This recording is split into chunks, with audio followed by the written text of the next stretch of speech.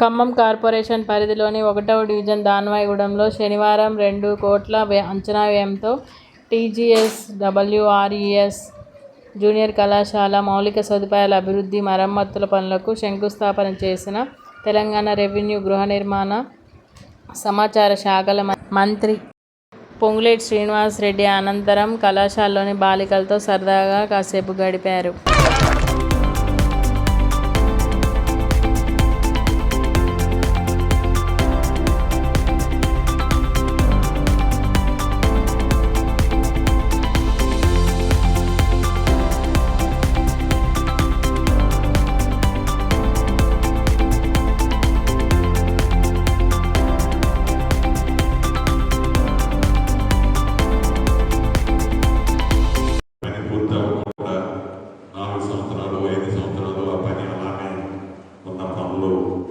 చాలా ఉన్నాయి.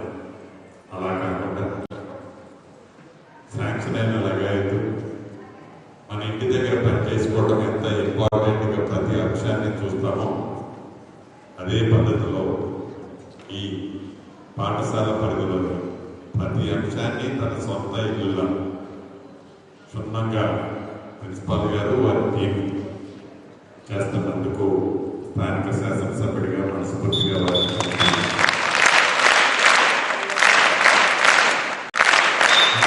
లో కానీ 10th క్లాస్లో కానీ అద్భుతంగా రిజల్ట్స్ రావడమే కాకుండా ఐఐటి లాంటి దాంట్లో మంచిగా మన స్కూల్ నుంచి కూడా సెలెక్ట్ అయినందుకు సెలెక్ట్ అయిన దాంట్లో భాగస్వాములుగా టీచర్లు వారి ఉన్న స్కిల్ అంతా వారి పిల్లల్లో వారిని తీర్చిదిద్దినందుకు రాష్ట్ర ప్రభుత్వ పక్షాన టీచర్స్ అందరికీ కూడా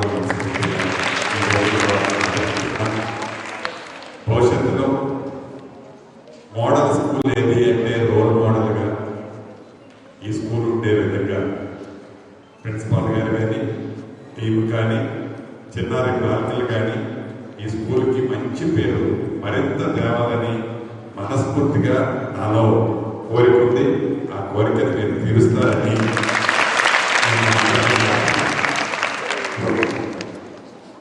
చివరిగా మిగిలిన కార్యక్రమాలు ఏవైతే ఉన్నాయో ప్రిన్సిపాల్ గారు చెప్పారు, అధికారులకు కూడా ఆదేశాలు ఇచ్చారు. ఈ రాబోయే నెల 15 రోజుల్లోపు మీ గ్రౌండ్ అంతా కూడా ఇదేనా మన స్కూల్ అనే విధానంగా అద్భుతంగా మీ స్కూలు పరిసర ప్రాంతాలని మీ స్కూల్లో ఉన్న ప్రతి ఐటమ్ అద్భుతంగా అధికారులు చేయాలని కూడా ఆదేశాలు ఇచ్చారు. ఆ పద్ధతిలో తప్పకుండా వారు చేస్తారు. ఆ బాధ్యత స్కూల్కి సంబంధించిన స్టడీస్కి సంబంధించిన అంశాలు టీచింగ్ టీము, ప్రిన్సిపాల్ గారు, చిన్నారు బాలికలు కూడా మీ తల్లిదండ్రులు ప్రదేశానికి 3వసారి ఇంకా ఇదే వేదిక నుంచి మీతో నేను మాట్లాడటం పదే చెప్తున్నాను.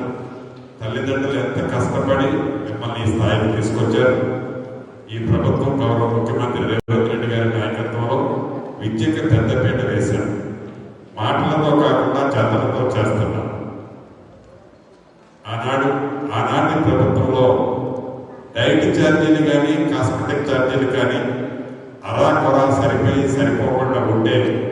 ఈ ప్రభుత్వం వచ్చిన తర్వాత డైట్ ఛార్జీలు 40%, ఛార్జీలు 200% పెంచి ఏ పేద కుటుంబంలోని పిల్లలు స్కూల్లో చదువుకుంటున్నారో ఆ పేద కుటుంబానికి ఆ కూతురు కొడుకు భారం కావద్దు, వారి తల్లిదండ్రుల కోరికలు తీర్చే విధంగా పిల్లలు చదువుకోవాలి అంటే వారి పొట్ట నిండా 4 ముద్దలు పువ్వు పెట్టాలి, వారికి మినిమం ఫెసిలిటీస్ క్రియేట్ చేయాలని డైట్ ఛార్జీలు కానీ కాస్మెటిక్ ఛార్జీలు కానీ ఈ ప్రభుత్వం పెంచింది.